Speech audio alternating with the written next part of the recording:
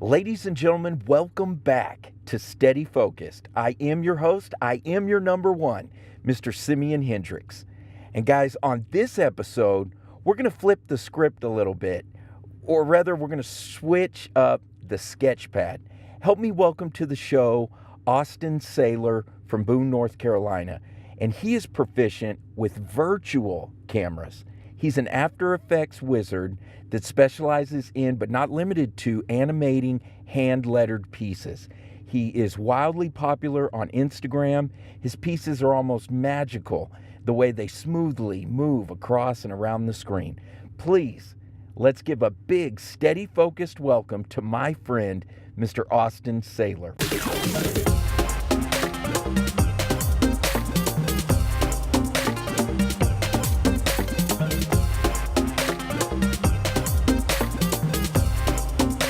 What's up, man? Hey, Simeon. That was a heck of an introduction. Thank you so much. Yeah, did it get you pumped up? Oh, yeah, I'm pumped. Good. Yeah, please, for some of the people that may not have seen you around the web or in person, tell us a little bit about yourself with a brief introduction. Absolutely. So, yeah, I'm Austin Saylor, and I am a freelance motion designer. I've been freelance for almost a year now. I left a job where I was doing a variety of digital designs, graphic design, marketing, animation, video production, photography, just kind of a catch-all creative person. And I had been there for 8 years and wanted to do my own thing. And after a couple of years of practicing animation stuff, some at work, mostly on the side, took the leap. And here I am about 10 months later, still doing my thing and enjoying it a ton. And I've started to niche down into the lettering animation world. I don't know too many people that are specifically focusing on that, so it's a pretty fun, very specific niche to get into. And I love hand lettering, and I love how expressive that can be, and it's really fun to bring an extra jolt of life to those kind of things. But yeah, and we met in person at the SeanWes conference 2016, and it just kind of naturally gravitated towards each other. If I remember correctly, do you come from a rock and roll background as well? I do, yeah. I was in a band I love rock and roll. Hit us up. Tell me about it. Yeah. So I was in a band. I got a guitar in high school. Never really figured out how to play it super well, but was really into like pretty heavy rock music. And a buddy of mine kind of brought me into his band. I only played in it for about 3 months, but it was a blast. And I've been to a bajillion shows, and that was a big influence on me creatively. That's kind of what got me into the graphic design field. I really wanted to make band posters and cover art and stuff like that. Yes. And I may or may not have done some Googling and may or may not have found an awesome video of you in your band. Yes. Oh man, it was. Yes, I love rock and roll, and I was very fortunate to, pay my dues and learn by fire, and just put in about 10 years on it, and it was some of the best and worst times of my life, right? As any great adventure should be. Yep.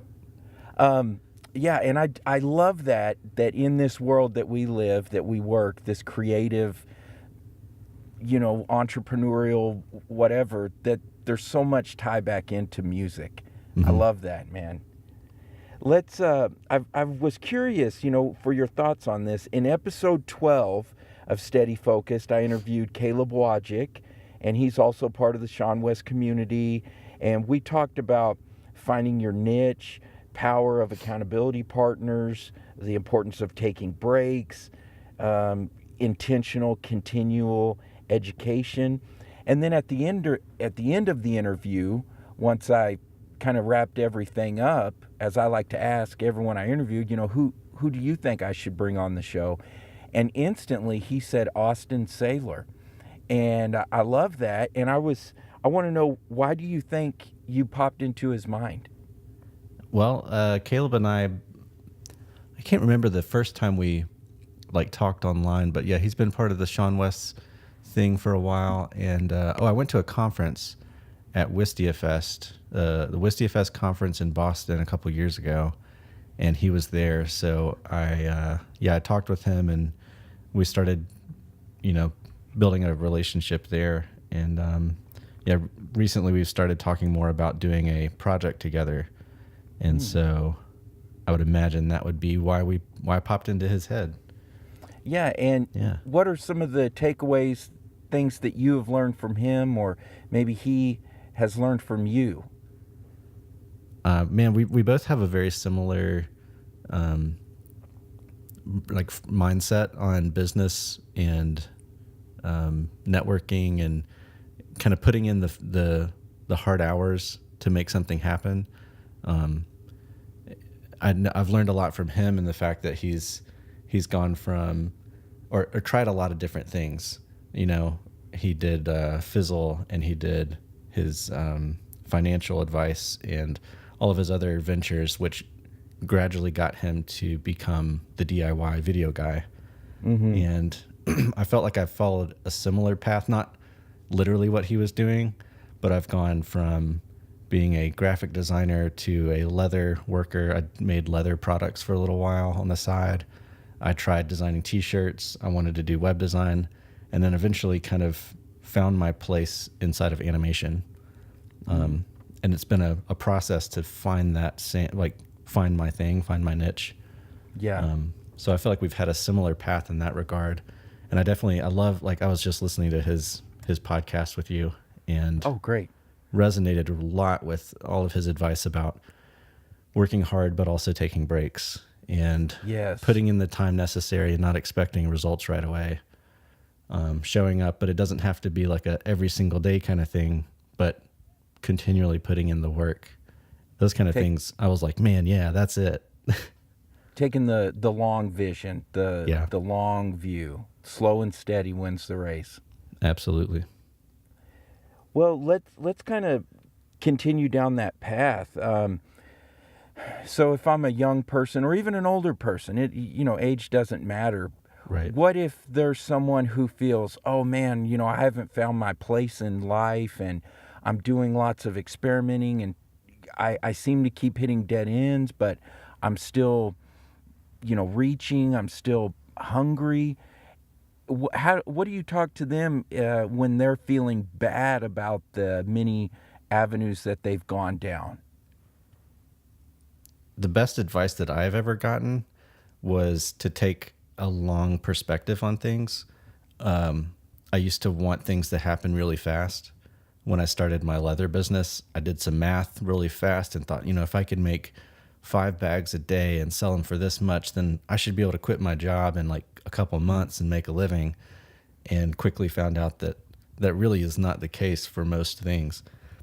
And so being able to look at a year and think that's not a lot of time has really helped me not be so down about things that didn't work, and really focus on a much longer vision. Whether I know exactly what that vision is or not, it's a lot. It helps a lot to think longer down the road, and how every little thing that you try is going to put you in a different place. You're going to learn new things. And so the things that I learned while doing a leather business, I'm applying that to my motion design business. At the time when I decided to put that to rest, I thought, man, I wasted 2.5 years of my life. But now in hindsight, I can look back and say, oh no, I learned how to work with clients. I learned how to market myself. Even though I wasn't able to quit my job to do that, I still learned a lot of valuable lessons. And so my advice to anybody that's trying things and doesn't think they've found the thing that's like their thing, that everything you're trying and learning along the way is going to feed into the thing that really you learn to love and focus on. All of those blocks that we build create our whole being that we have become at this point in our life. Mm-hmm. That hearing you say that reminds me of something that my father tells me often. Simeon, respect the process. So, and the results are not up to me. All we can do is put in the time, put in the work, and just keep moving forward. I know it's easy, or at times I have struggled with the feeling of, oh man, you might be a failure if you go ahead and turn down that other road. But I really believe when I take a step outside of it that it's all part of the process and it all equals who I am. And I agree with you, man, totally. I really like what you said about trusting the process and the results. The results are not up to you. It's your job to show up and do the work. You never know what's going to take off or what's going to be a big hit. Or Caleb even mentioned that he made 100 YouTube videos. He didn't know which ones were going to get, 6-figure views. Yes. But you show up and do the work. You can't control the outcome or the results or what people will actually, really gravitate towards. But, that's one thing that I've learned when I'm looking back on my day. I used to feel like a really productive day I could be proud of, but a day that didn't produce the results I wanted, I would be like really down about. But then I learned to like not congratulate myself on the results, but congratulate myself more on the effort. Did I show up and did I do the work? That was a good day. Oh. And that's helped me a ton with my ups and downs, because doing a freelance life, I knew that there would be ups and downs, but man, it's like the highs are much higher and the lows are much lower. Okay. And so finding a way to level that out a little bit has been really helpful. What's the most difficult thing about being a freelance? The most difficult? Yeah. I don't know. It's really when times are not easy and you have to push through. I can compare it to the job that I used to have, and if there was a project I didn't like, I could. There's usually like some way. Like if it didn't happen, if it wasn't let me restart this thought. Yeah, go for it. I can tell it's something good. I can tell you got something good brewing. Yeah. All the responsibility is on you when you're a freelancer. It's up to you to deliver. It's up to you to communicate, and you can't rely so much on a manager to talk to somebody else or to take care of the problem. There's a lot of it's all on you. Like you've got to control all of the moving parts. And so that can be stressful when things aren't going very well. It's very empowering when things are going well. Mm-hmm. But when client communication breaks down, personally, that's like my least favorite thing ever. It's like, oh, now I have to take responsibility for this. The breakdown, or is it the breakdown or the actual communicating Is it talking to the client, or just when it goes south that you're like, oh, I'm not looking forward to this phone call? I think it's usually when I have a sense that I didn't follow through on what I wanted to do or said I would do. Okay. And then I have to either deliver bad news where it's like the project won't be done in time. I've had to do that a couple of times, and both times that I've delivered that message, it's been received well, but man, it makes me so nervous. Like, I wish I could just have someone else tell them. Yes. Yes. Because it's just like a failure. I know I failed in that scenario, and I know that my reputation in the industry is everything. If I drop the ball on a major thing, and that can spread. That's true. And so that is true. Well, I know that as long as I can communicate, and honestly, I think communication is a super tricky thing, but super important, and not just communicating your goals for a project or communicating how you're going to do it, but staying in contact with people and letting them know how things are going.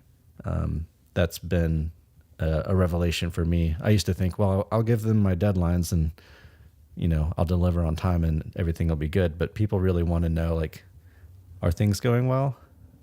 They don't want to get to the end of a project and hope you finish. So So it's one of those things to over communicate. Yes. is an asset. it's almost impossible to over communicate, I think. Yeah, yeah. Keep them more involved and in the loop than what they would have imagined. Mm-hmm. So, Austin, you've tried all these different things. Why animation? Why After Effects? Why virtual cameras? Yeah. I tried the physical cameras, and while I really enjoyed it, it didn't scratch the itch that I wanted. Okay. I like hands-on things, but I love sitting in After Effects and tweaking the tiniest minute details to make something look just right. Mm-hmm. And I love design, but what design lacked was this element of time, and being able to combine that design factor with the timing of things just really got me excited. It was like, oh man, this is just the coolest thing that I can design something and then make it move and make it like really feel like it's alive. Yeah. It's something that I connect with way more than anything else that I've gotten into. Who are some of your heroes? Man, there are a ton of motion design heroes that I have. Let's see. Well, I got to give a shout out to like Michael Jones and Joey Kornman. They were some of the biggest influences of me like becoming any sort of decent motion designer. Okay. I took MoGraph mentor courses and then the animation boot camp. Those guys are stellar motion designers and amazing teachers, and have set up programs that are like just top notch for training. And so like cool. I know that I wouldn't be anywhere without that. I actually work with Michael Jones now at MoGraph Mentor part-time, helping him out because I love that teaching aspect of things. Yes. And then let's see, there's a guy named, man, I can never remember his full name, but he goes by J.R. Canest. It's kind of a mashup of his full name. Okay. But he's just a fantastic human being and animator. I love his work. And I've been on Twitter for a long time, and it's been amazing to how approachable everybody is in the motion design industry. Whenever you're going into something new, or at least for me, going into a new industry, a new field, I was very nervous about feeling like the outsider or the newbie, the guy who people would laugh at because he's not as good as everybody else. Mm-hmm. But the reality of the situation, and I think this is a lot, like, to me, I've learned this about people connecting through the internet, is there's just a lot of really good people out there. And reaching out to somebody who is doing something that you appreciate. I've almost never received anything. No, I've never received anything negative, and I've almost always received more than I expected in response. So emailing somebody that like, man, I really like that animation.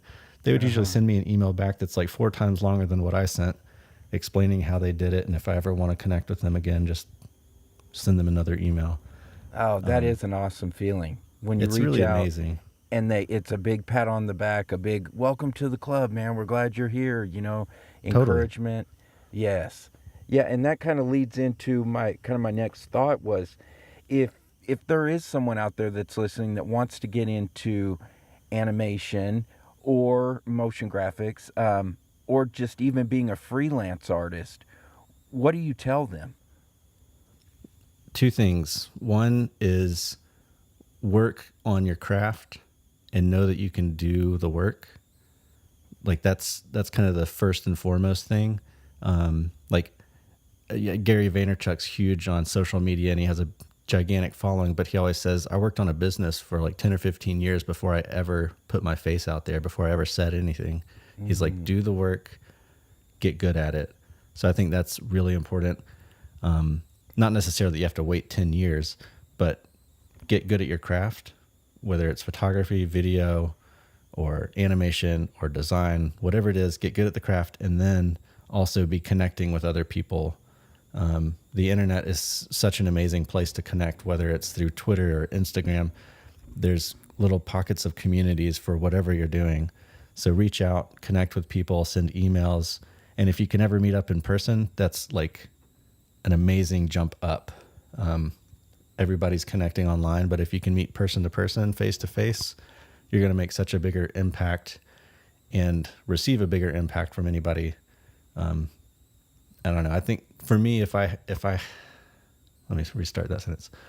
If I hadn't been connecting with people online, I don't think that my freelance career would have gone as well as it has. Most of the jobs that I've received have been from like word of mouth. Somebody knows that I went freelance and that I'm available, or, I get connected with a studio because they saw my work through a guy that retweeted my thing on Twitter. And just making connections with people and being really genuine. It's not about, I'm going to make a connection with you because I want a job. It's, I want a connection with you because you're interesting and we can share information. We can help each other. So what kind of the bullet points I just saw in my brain is, don't be afraid to put yourself out there. Put yourself out there and genuinely connect with someone, and look at the long-term haul of it. Again, we're looking at the long vision, and connect and go for it. Yep. And you and I are walking that walk. We're talking, we're talking the talk, but we're also walking the walk, that we are both strongly active in the SeanWes community. What is SeanWes, and why are you involved with it? I was listening to the SeanWes podcast. Man, I have a funny connection with Sean. So before I even did video production work at all, several years ago, I was following Sean's lettering work. And then I saw this guy's doing a podcast. That's interesting. So I listened to a couple episodes, but then I stopped listening to podcasts altogether for a while. Popped back in and was like, man, he's at episode 100 and something. This is insane. He's really going for it. So I started paying a lot more attention. And then he said, I've got this community thing. So I thought, well, I've got a few extra bucks. I'll throw it towards this monthly membership and see how it goes. And it really changed a lot for me. And I decided to join full time, get the yearly subscription or whatever. And I've been in there for, about 2 years now. Wow. Yeah, I think it was about this time 2 years ago that I joined. And it's changed a lot for me. I've made a lot of amazing connections in the community. And mostly it was like a inspiration to wake up early and get work done before I went to my day job.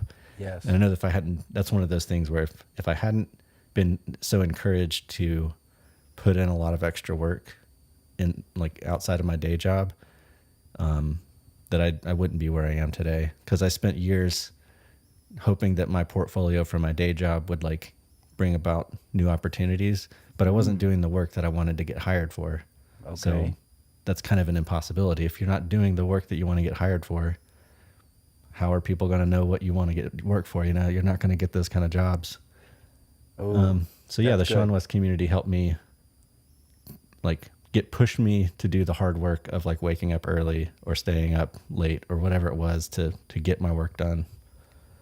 Because literally there are passionate, hardworking individuals just like yourself, just like myself, literally all around the world, who are all hungry, on the come up, and it's just we all plug in to that community. And we kind of look around and we're like, oh, or at least I've said, man, I don't have any excuse not to wake up tomorrow morning and do something that's going to better myself, whether it's meditate or write or work on a project. Because when I'm by myself and just isolated, it's very easy to, oh, it's okay, Simeon, you don't have to do that. It's too hard. But then once you get plugged in the community, you look around like, oh, shoot, man, I better step my game up. These people are for real. Mm-hmm. Yeah, and I know that there are times when I take it for granted that I have a community like that. I've got a handful of groups of people that I stay connected with, and I know that there are some people that don't have that at all, haven't either found it or searched out for it. But man, when you're not in community like that, you're missing something that's just incredible. And yeah, I'm trying not to take that for granted, and it's a really fantastic way to stay connected with people and stay motivated. Well, now it's 2017. This is going to be the second episode of the year, episode 15. What's on your goal list? What are you passionate to attack? What are you hungry for right now? I am super focused on getting more focused. Yeah, there you go. Super Right. meta, maybe. Okay. I've lived a life of what do you call it? Like squirrel? My wife calls me the Yes. squirrel boy. Like, oh, this looks exciting. Oh, that's sparkly over there. Yeah, Oh, squirrel. yeah. And even with my just deciding to do lettering animation, that's been a huge step for me. And I want to dive in to learning more about lettering animation. I want to learn more about animation in general and teaching people. And so I'm working really hard on client work so that I can build up kind of this cash in my business account, Okay. so that I can take a bit more time off and focus on building some really good resources for people that want to learn how to animate their lettering. I know a ton of lettering, like hand lettering artists, Okay. and almost none of them know how to animate. So I want to be either the person that animates it for them or teaches them how to animate it, because I think that's Okay. a really valuable skill set to have. Yes, I love it, man. That's very good. So you're interested in continuing as a teacher and also as the student, which is, I think that's the perfect situation to be in. Yep. Yeah. Lifelong learner here. And, I know that for myself, teaching is the best way to learn. I've learned a lot more since I started blogging now 3 years ago. Oh, And, yeah, I don't see why I should stop learning and teaching. what's the best book you've ever read or consumed? Maybe it's the book that you've recommended the most, or that jumps out to you that, wow, that book changed my life. I've had a lot of those books. And someone recently said that, I think it was Derek Sivers. He wrote a good book, and I can't remember the title of the book, funny enough. Anyways, Well, he we'll said, look it up.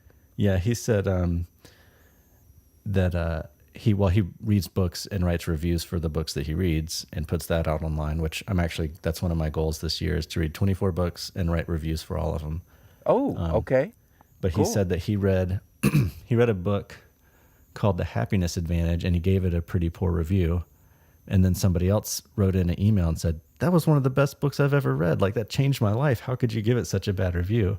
And he looked back at it and realized, like, oh, it really was good. I just read several books like it beforehand, and it didn't blow my mind because I have already read that stuff. And so I've thought about that, and like, I've had some books that have blown my mind and other books that haven't, and thought, oh, that's right. It's true. Like, it would have blown my mind had that been the first book I read. Yes. And vice versa. So I read the 4-Hour Workweek about 9-10 years ago. And that was what got me thinking about becoming an entrepreneur to begin with. Like, before, it never crossed my mind. But then more recently, some books that have blown my mind are this book called Deep Work by Cal Newport. Okay. That one, he goes through like scientific evidence as to like why you need to have deep focus time when you're working.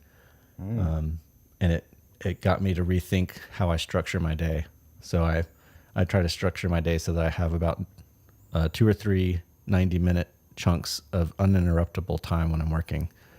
And like, if I can even have one 90-minute chunk of time where nobody can interrupt me and I get work done, that's better than maybe a day where I have like 8 hours of interruptible time where I'm checking Twitter or calling people or somebody's over.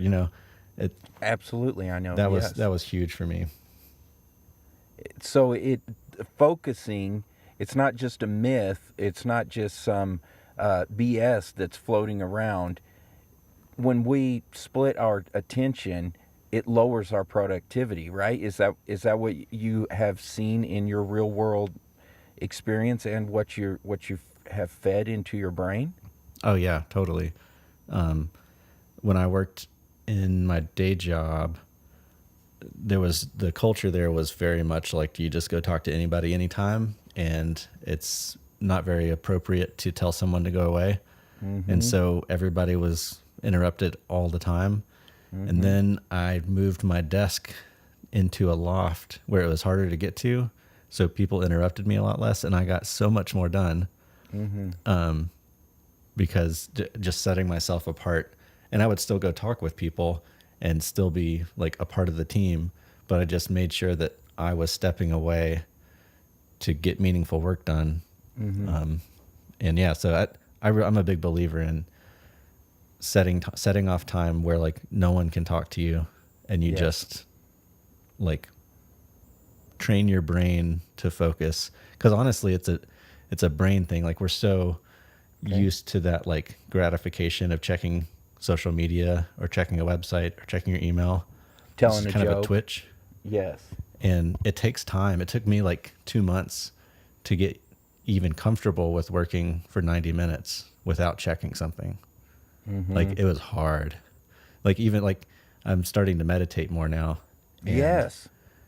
I can't do it without like a 10-minute audio thing telling me what to think.